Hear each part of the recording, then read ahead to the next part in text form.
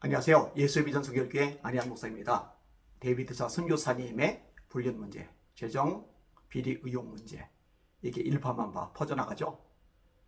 40억짜리 고급 오피스텔, 50억짜리 대저택, 3억짜리 오디오, 충격적인 얘기들이 계속 나오죠.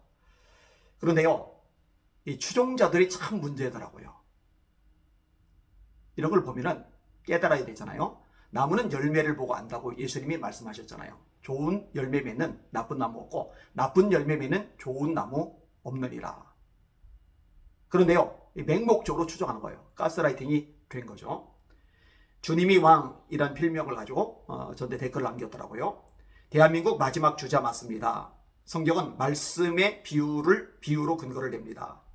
그런 근거 비유로 되신다면 목사라는 직분은 성경 말씀에 직접적으로 발언 안 하는데 어떻게 목사가 성경적이라며 삼일체가 성경에 직접적으로 삼일체 이렇게 적혀있지 않은데 어떻게 삼일체를 성경 근거로 합니까? 아니 세상에 삼일체를 성경에 근거를 두고 있다는 거를 가지고 문제를 제기하는 거예요. 왜 문제를 제기를 하냐? 자기들 이야기를 증명하려고. 데이비드 차선교사님이 이스라엘이 첫 번째 주자고 대한민국이 마지막 주자다. 성경에 써있지 않지만 알 수 있는 거 아니냐? 그거 아니라면 삼위일체도 아니다. 이런 식의 논리를 전개하고 있는 거예요.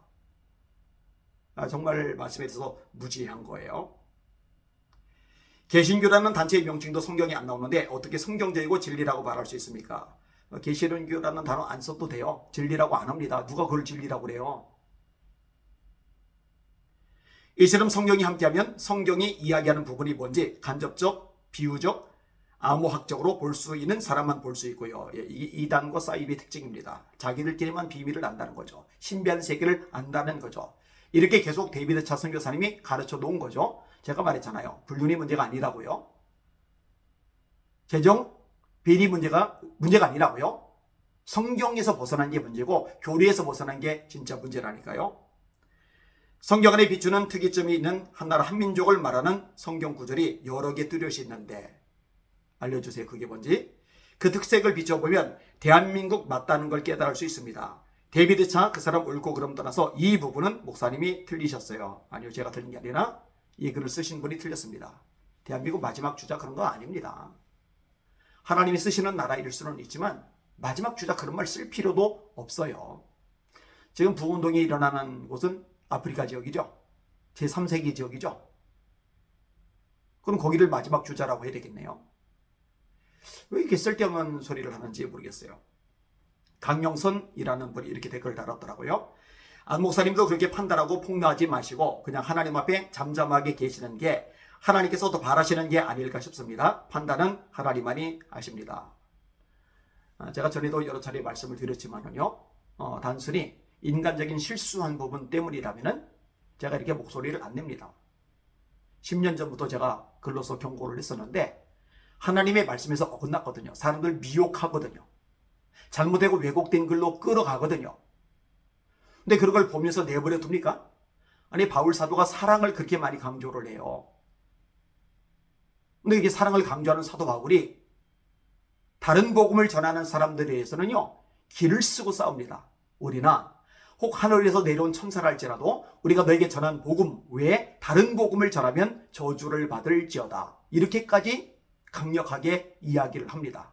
왜냐? 미혹은 용납할 수가 없기 때문에 그래요.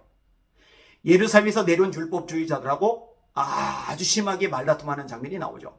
그것 때문에 사도행전 15장에 초대 사도회의가 열려진 거잖아요. 바울과 바나바가 왜 그렇게 길을 쓰고 싸워요?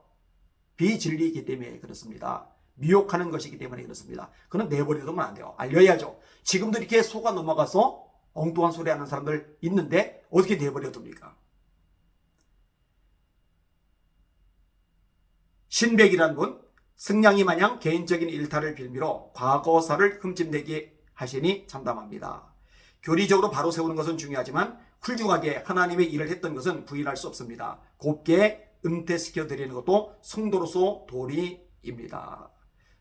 이런 사람들 때문에 목회자들이 엇나가는 거예요. 내가 뭔 짓을 해도 뭔 말을 해도 돌을 어떻게 써도 결국 날 따라주는구나. 그러니까 그게 힘이 되는 거, 힘을 받는 거죠. 아니요, 절대로 그렇게 하면 안 됩니다. 하나님의 일을 훌륭하게 했다? 저는 그런 생각을 해본 적이 한 번도 없습니다. 이번 서울대 안 나왔으면서 서울대 나왔다고 했다면서요. 제가 선교사님이라고 불러드리긴 하지만 데이비드 선교사님 이 말 계속 썼었잖아요. 옛날부터 목사서 받기 전부터. 이번 선교지에 나가서 선교한 적이 있었나요? 선교사로 임명받은 적이 있었나요? 자기 마음대로 쓰는 거죠. 그것도 거짓말이죠.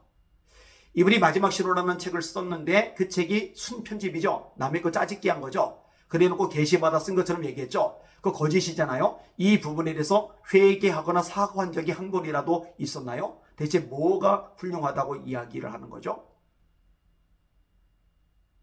없었어요.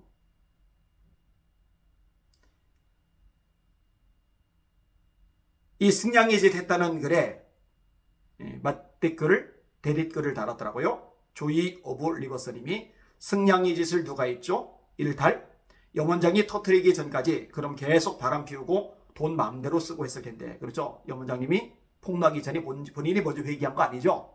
본인이 먼저 공개하고 사과한 거 아니죠? 터지고 나니까 뒤늦게 수습판을 하고 그런 재수처를 한 거잖아요.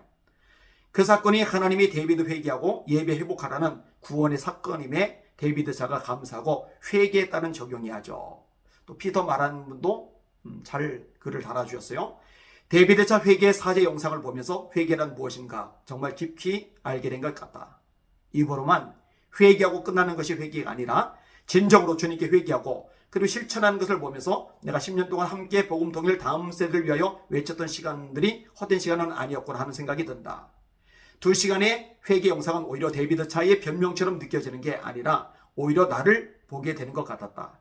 주님께서 너 또한 다를 게 없어 라고 말씀하신 것 같다. 사기꾼 폴의 그 압력에도 이제까지 쌓아왔던 모든 것을 잃는다 할지라도 타협하지 않고 이 영상을 보면서 이 시대 진정한 주님 찾으시는 목사임을 느낀다. 요거는 데이비드 차 선교사님 입장에서 쓴 거군요. 대한민국에도 이 사기꾼 폴로 인하여 가스라이팅 당하고 많은 약점들이 잡힌 목사님들이 많은 것 같다. 그러나 단 한 명도 데이비드 차처럼 나선 사람은 아무도 없다. 여러분, 데이비드 차 선교사님도 아까도 말했잖아요. 염원장님이 폭로하기 전에는 이 폴이라는 분에 대해서 언급을 안 했어요. 뭘 사명감 가지고 합니까? 본인이 큰 무죄를 저질렀음을 감추기 위해서, 본인을 피해자로 둔갑시키기 위해서 이 폴을 뒤늦게 막 띄우고서 이걸 드러내겠다고, 이게 내 사명이라고 이렇게 변명하는 거죠. 이번 영상으로 우리 대한민국의 회개의 바람이 불어오기를 원한다. 이 정도까지만 인용하도록 하겠습니다. 더 많은 것들 제가 정리해온 것들이 있는데 하나님을 두려워해야 되죠. 예수님이 마태복음 10장에 말씀하셨어요. 몸은 죽여도 영혼은 능히 멸하지 못하는 사람을 두려워하지 말고 오직 너희 몸과 영혼을 능히 지옥에 멸하실 수 있는 그를 두려워해라. 하나님을 두려워해야 됩니다. 하나님, 이번 일을 계기로 한국의 목회자들이 또 성도들이 참으로 하나님을 두려워하게 하여 주시옵소서. 날마다 주님 바라보고 주님의 이름으로 전진하며 승리합시다. 할렐루야.